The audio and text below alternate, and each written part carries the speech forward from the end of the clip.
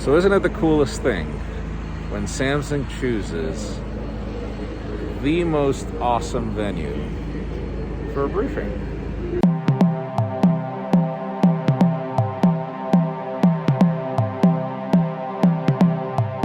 Yes, welcome to our first video for 2022, and what better way to start than at CES in Las Vegas.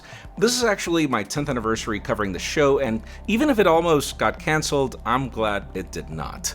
We've taken our precautions, and boy did Samsung hit it out of the park with that department here, like literally. Want a private social distance briefing? Sure, how about the Raiders Allegiant Stadium? Want it to be open door? Sure, how about if we use the open football field? Anyways, thank you to Samsung for going all out here, and now it's time for the goods. Meet the new Galaxy S21 FE, the successor to one of the best smartphones of 2020, and which we spent all of 2021 wanting to cover. The thing is, even if this is a fan edition, I'm going to go out and say that this is probably Samsung's best implementation. With Diego on camera, I'm Jaime Rivera with Pocketnow, and this is our hands-on.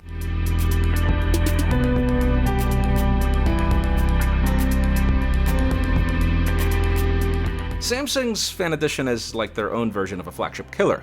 That said, even if the company got the price sort of right last year, I do feel there was a bit more compromise than at least I expected on essentials like the display and other features like the camera.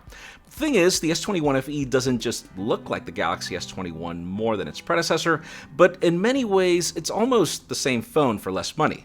So yes, this device starts at $699, which is the same launch price of its predecessor and $100 less than the regular S21. What's different is that instead of the two-toned approach to the back, the Fan Edition goes all matte with its glastick and the aluminum. Actually, if you look closely, even the contour shape on the camera hump is slightly different.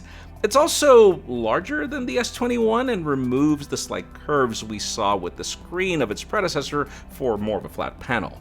It comes in 4 colors: white, graphite, olive, and lavender, with the olive and white being my personal favorites. Now, as for internals, again, a lot of Galaxy S21 here, as we're talking Qualcomm Snapdragon 888, options for either 6/128 or 8 and 256 gigs of storage. There are both flavors of 5G in tow, Wi-Fi 6 and the latest Bluetooth, fast wired and wireless charging, along with PowerShare, a 4500 mAh battery, and IP68 in the rating. But then if you flip it around, now the panel is on par with the S21 as well, this being a dynamic Amoled 2X that's capable of 120Hz refresh rate and 240Hz touch sampling for the gamers out there.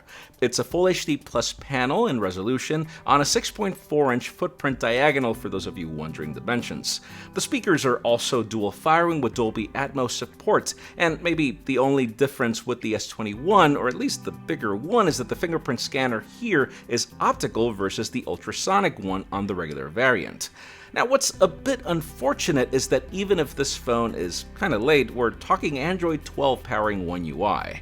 And sure, this continues to be one of my favorite implementations of the operating system given how much Samsung takes advantage of the added real estate.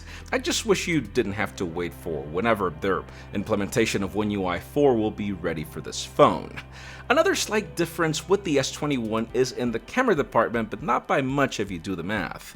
Obviously, we'll be testing it as soon as we get review units. We didn't have enough time here, but on this device, we have a 12 megapixel primary, an 8 megapixel telephoto, a 12 megapixel ultra wide, and a 32 megapixel shooter at the front.